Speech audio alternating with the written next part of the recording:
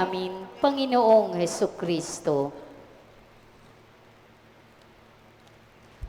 Magandang gabi po sa inyong lahat. Isang magandang tanong na dapat pagnilayan natin ay ang tanong sa first reading. Anong dahilan ng inyong labanan at mga alitan? As a community, tinatanong tayo ni Jesus.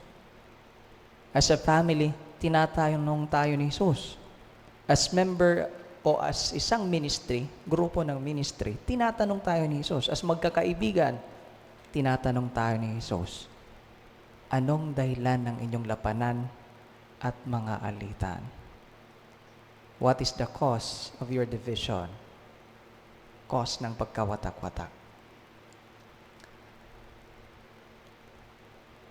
Ano ba? Well, na-mention ng first reading, ano ba inggit? Ang taong mainggitin ay una, nagiging madamot. Ang taong puno ng inggit, chinichismis yung kinaiinggitan.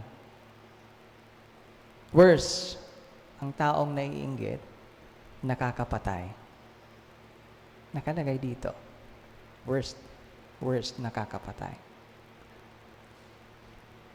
Nag-celebrate tayo nung fiesta natin at puno tayo ng galak ang ating dambana. Naging prosperous yung ating celebration. Yung vesperas natin may sagala. Tapos yung fiesta natin, yung mass natin, pinangunahan ng ating Cardinal Advincula. Tapos nung pinagabihan, nung gabi na, nag-procession tayo ng mga santo. Nakakatuwa, no? Pero alam nyo ba na nagkaroon ng problema? Nagkaroon ng alitan. And that is the work of the devil. That is the work of the devil. Nagkaroon ng konting problema. Kung anong mga magandang nangyayari sa atin, gusto ng demonyo sirain. Lalong-lalo na celebration natin sa kafiestahan. Yung mga disciple, itong problemang ito, hindi po to bago. Kahit yung mga disciple, nagkaroon ng ganitong problema.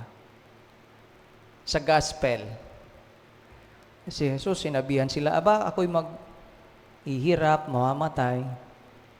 Tapos yung nila, yung pinag-uusapan nila, sino bang pinakadakila sa atin? A cause of division. Who is the greatest? Diba? Pero ano nga bang solusyon na binibigay sa atin ng Panginoon ngayong araw? Sa lahat ng mga alitan natin, isa lang pong solusyon, sabi niya. Sa first reading, sinabi, magpakumbaba kayo. Magpakumbaba kayo. Humility. Sa gospel, present ni Jesus? Child.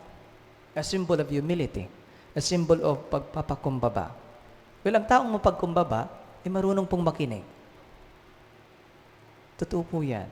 Sa gospel natin, yung mga disciples, sinasabi na ni Jesus na ako'y mamamatay, hindi pa sila nakikinig. Diba? Yung sentro ng kanilang discussion ay, sinong pinakadakila sa atin? Ganun sa community, diba? Sinong pinakamagaling sa atin? Jesus was already speaking in front of them, pero yung concern nila, iba. Yung concern nila, iba. Mas magaling ako sa'yo. Mas magaling ako sa'yo. And when we don't listen to Jesus, nag-i-start po yung pagkawatak-watak ng community. Pagkawatak-watak ng community. Pagpapakumbaba. Mamaya magmamanto tayo. Diba? And ang pagmamanto po ay symbol of being under Mary's care. Parang nagpapakumbaba tayo Nagmamanto. Nagpapasakop tayo kay Maria. Yung word nga pala sa unang pagbasa ay magpasakop kayo sa Diyos. Magpasakop kayo sa Diyos. Maganda, no? Magpasakop kayo sa Diyos. Parang manok na inahin na paggabi kinaganon, sinasakop niya yung mga anak niya. Yung mga anak. So the way is always to resolve any problem, it's always through humility. Diba kung may nag-aaway na dalawa, tapos walang makikinig, nagsasalita ang isa, nagsasalita rin yung isa, magkasabay silang nagsasalita, walang mangyayari. Gulo, magpapatayan.